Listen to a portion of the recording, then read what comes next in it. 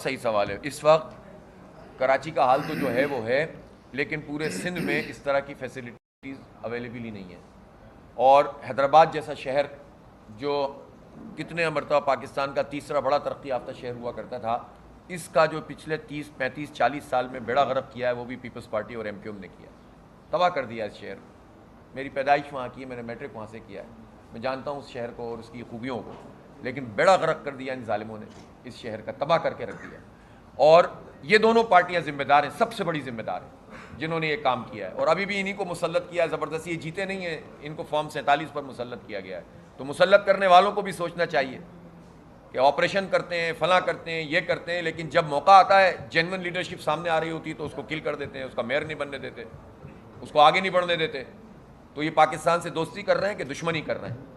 تو اس لیے اس شہر کے واقعی حیدرآباد کے بے شمار مسائل ہیں اور اس پر بھی ہمیں آواز اٹھانی چاہیے. لیکن پورے سندھ کا یہ آپ کچے کے ڈاکو دیکھ لینا، آپ دیکھیں تو صحیح نا، یہ کچے کے ڈاکو بنتے کیسے ہیں؟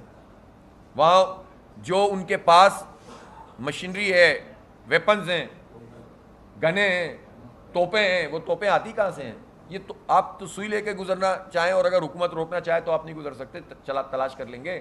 لیکن یہ ڈاکو توپیں لے کر آ جاتے ہیں اور کوئی نہیں پوچھتا. تو اس کا تو کچھ مطلب ہے نا، ملے ہوئے ہیں نا لوگ.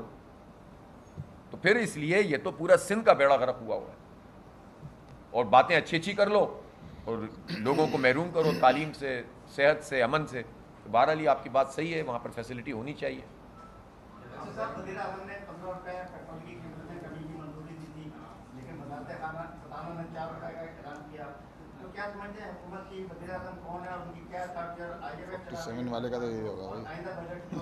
جو جھوٹ پر آئے گا، جس کے ووٹ نہیں ہوں گے اور اس کو لایا جائے گا، اس کی کیا حیثیت ہوگی؟ وہی حیثیت ہے جو شہباز شریف کی ہے. شہباز شریف کی اس وقت پاکستان میں کسی فیصلہ کرنے کی کیا حیثیت؟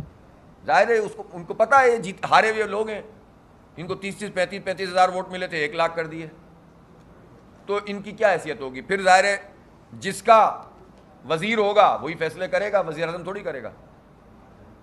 تو یہ تو شرم کا مقام ہے. ابھی بھی کچھ اگر نون لیگ میں، اب یہ صرف یہ سمجھتے ہیں صدارتیں بدلنے سے بے وقوف بن جائیں گے لوگ. تو لوگوں کو سب پتہ ہے کہ بڑے میاں اور چھوٹے میاں اور بھتیجی اور سمدھی، یہ جو پورا فیملی انٹرپرائزز ہے، یہ فیملی انٹرپرائزز ہے، یہ صرف اپنے لیے کر رہے ہیں. ان کی باتوں میں اب کوئی نہیں آئے گا.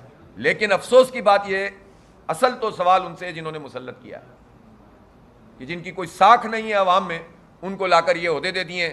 جو اعلان کریں 15 پرائم منسٹر ہو اور 15 روپے کمی کا اعلان کرے، اور وزارت خزانہ جو اس کے ماتحت ادارہ ہو وہ کہہ دے کہ نہیں صاحب 4.25 روپے ہوگا. تو آپ اس سے اندازہ کر سکتے ہیں کہ حکومت کس طرح چل رہی ہے.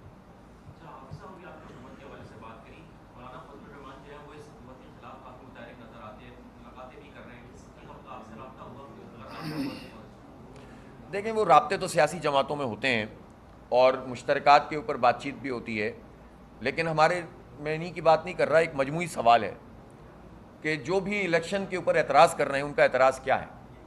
اگر ان کا اعتراض یہ ہے کہ جو جیتا ہے اس کو جیتنے دیا جائے اور جو ہارا ہے اس کو ہارنے دیا جائے، تو یہ بات تو بالکل صحیح ہے.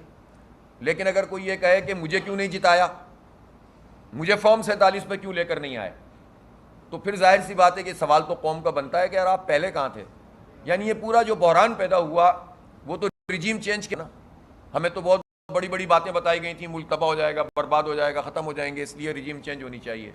اور یہ بڑا زبردست راستہ ہے، اس میں ہاؤس ٹریڈنگ ہوئی، سندھ ہاؤس آباد ہوا، پنجاب ہاؤس آباد ہوا، سب شریک تھے نا. تو اس قوم کو اس راستے پہ لگانے والے کون لوگ ہیں؟ قوم تو جانتی ہے نا، کچھ بھی کہتے رہے آپ. پھر اس کے بعد اب ایسی کوئی بھی بات جو کہا جائے کہ الیکشن دوبارہ کرایا جائے، کیوں کرایا جائے بھائی؟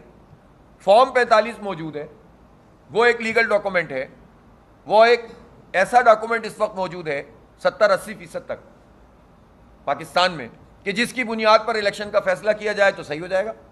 لیکن اگر کوئی کہے کہ نہیں وہ تو نہیں ہوگا، ایک نیا الیکشن میں نئی ڈیل کی جائے، تو نئی ڈیل کے لیے اگر کوئی الیکشن کروانا چاہتا ہے تو قوم متعامل نہیں ہو سکتی.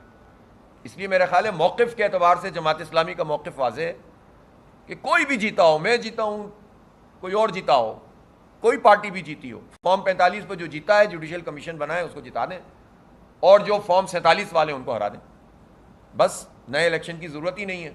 تو اس لیے کوئی بھی ایسی ایکٹیویٹی جس کے نتیجے میں غصے کا اظہار کر کے کچھ ڈیل کرنی ہو، وہ ظاہر پاکستان کے عوام کے حق میں نہیں ہے. اچھا آپ یہ بتا دیں، آپ بار بار ایک لفظ کہہ رہے ہیں مسلط کیا گیا، اور عید کے بعد جو آپ کا پروگرام ہونے جا رہا ہے جو احتجاج کا سلسلہ ہوگا، یہ مسلط کرنے والوں کے خلاف ہوگا، عوام کے حق کے لیے ہوگا، عوام کے حق کے لیے ہوگا.